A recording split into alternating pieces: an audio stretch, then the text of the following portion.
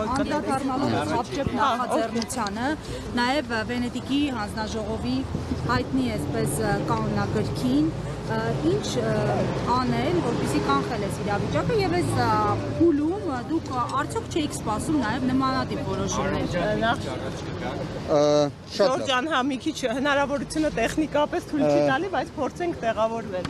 Նախ հարգելիներս, շնորհակալ ենք, որ արագ արձագանքեցիք, բոլորդ ներկա եք գտնվում։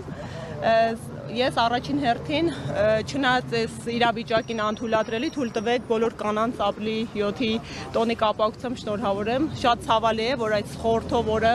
մայրության օրը, որ մենք այսպիսի պայմաններում ենք նշում, բայց ունենք մեր երկրում այսպիսի իրավիճակ, անցնենք այս իրավիճակին, որովհետև սա յուրաքանչյուրիս խնդիրն է, սա միայն մեր կուսակցության հարցը չէ, հա, այսօր մենք հավաքվել ենք ու հատկապես խնդրահարույց այս իրավիճակի մասին փորձում ենք ահազանգել, որովհետև մեր երկրի ժողովրդավարությունն է վտանգված, մեր երկրի իրավական արժեքներն են վտանգված, ինչ են անում, ունենք ընտրական գործընթաց։ Ընտրական գործընթացում, ինչպես գործընկերը մեր նշեց, կա Վենետիկի հանձնաժողովի ընտրական պրոցեսների լավագույն վարքագծի կանոնակարգ, կա միջազգային նորմատիվ կանոնակարգ ու պրակտիկա, կա ներպետական սահմանադրաիրավական կարգավորումներ եւ ընտրական օրենսգրքի սահմանադրական օրենքի սկզբունքներ։ Սկզբունքներից կենտրոնականը հավասարության սկզբունքն է, այսինքն պետք է ընտրական գործընթացում երաշխավորվի դրան մասնակցող բոլոր քաղաքական ուժերի հավասարությունը։ Եվ ինչ են անում, նախագիծ են բերում հերթական անգամ ընդամենը մեկ օր առաջ երեք տեղադրել են կայքեջում պաշտոնական նախագիծը ընտրական օրենսգիրք սահմանադրական օրենքում փոփոխություններ լրացումներ կատարելու նախագծում տեխնիկական մի քանի փոփոխություն են անում, որոնցից առանցքային այն է, որ թույլ չեն տալիս դաշինքների կոնկրետ անվանում կիրառելը,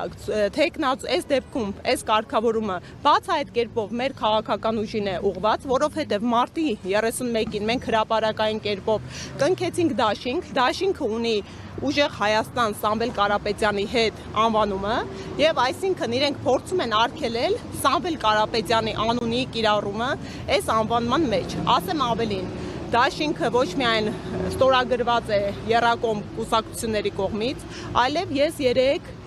մինչև նախագծի հրապարակումը մուտք է արել կենտրոնական ընտրական հանձնաժողով դիմում, որպես լիազոր անձ Գոհար Մելոյանի անունից, որպեսզի էլեկտրոնային հաշիվ բացվի եւ կարողանանք արդեն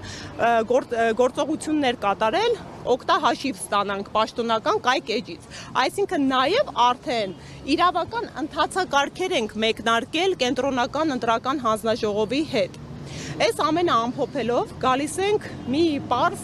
ճշմարտության, այսօրվա իշխանությունը իր աթոռը պահելու հետ կապված այնպիսի բախերի մեջ է, այնպիսի խնդիրներ ունի,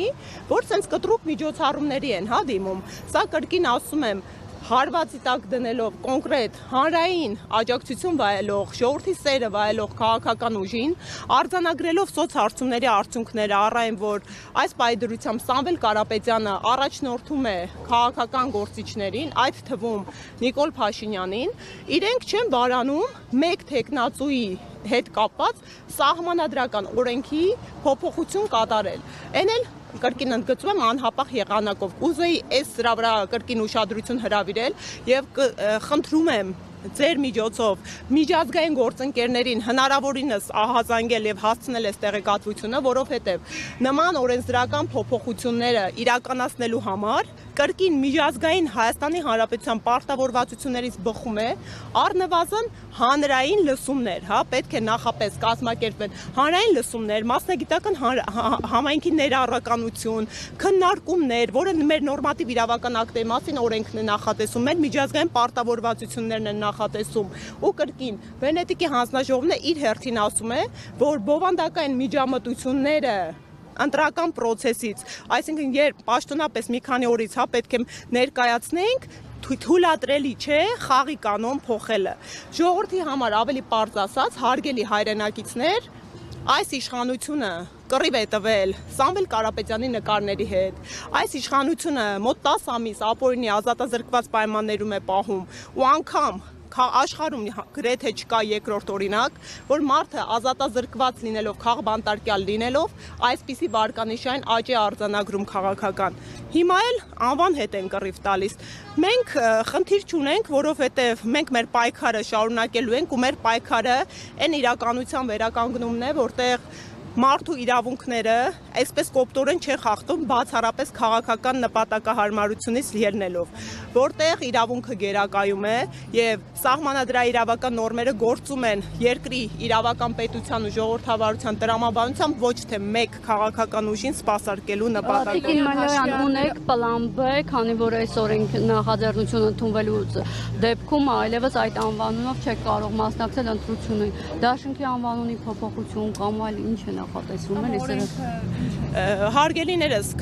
մենք տարբեր զարգացումների հետ կապված տարբեր պատկերացումներ իհարկե նախնական ունենք, սենց պարբերաբար միջամտությունները իհարկե անսպասելի լինում են, որովհետև օրինակ մենք պատկերացրել ենք, որ կարող է մեզ չգրանցեն, կարող է գրանցումից հանեն, հա, բայց սենց մանր փոփոխությունների հետ մարդու անվան հետ կռիվ տալը վկայակոչում է միայն մի բանի մասին, որ այս իշխանությունը վախեր ունի Սամվել Կարապետյանի անունից, որ այս իշխանությունը գիտակցում է, որ ինքը արդեն պարտվողականության տրամաբանության մեջ է ու հայ ժողովուրդը սիրում, աջակցում եւ ընտրելու է Սամվել Կարապետյանին ու նման միջամտությունները ընտրական գործընթացին նման միջամտությունը, սա ժողովուրդ ջան, ես մի բան եմ ուզում արձանագրել, անգամ եթե դուք քաղաքացի եք, ով չէր պատրաստվում իր քվեն տար մեզ, ուժեղ Հայաստանին, սա ձեր ընտրական իրավունքին էլ է միջամտություն, այսինքն իրենք փորձում են մարդու ընտրական իրավունքը խաղարկել, միջամտել, հա, այս հիբրիդային ասվածը հենց այսպիսի դրսևորում ունի, սա հիբրիդային եւ ուղղակի ինչուն ոչ նաեւ իրավափաստական միջամտություն է քաղաքացու կամ արտահայտությանը, իսկ մենք գալիս ենք երաշխավորելու, որ մարդկանց քվեն, մարդկանց կարծիքը տեղ հասնի, որովհետեւ մեր ժողովուրդն է ձևավորում իշխանությունը եւ ժողովուրդն է իշխանության աղբյուրը Հայաստանի Հանրապետության